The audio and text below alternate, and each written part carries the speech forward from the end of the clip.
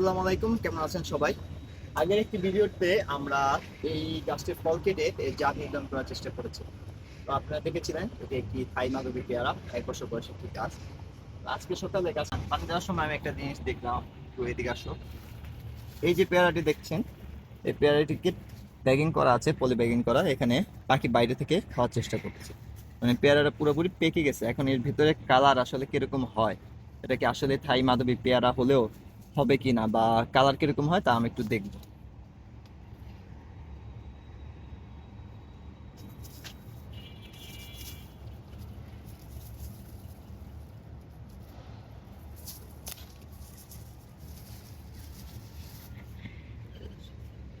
এই যে পেয়ারাটি দেখতে পাচ্ছেন, খুবই ছোট, মানে মিডিয়াম সাইজ আর কি।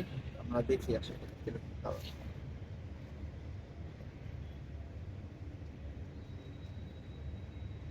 মাশাআল্লাহ, কালার দেখেন, খুবই সুন্দর কালার।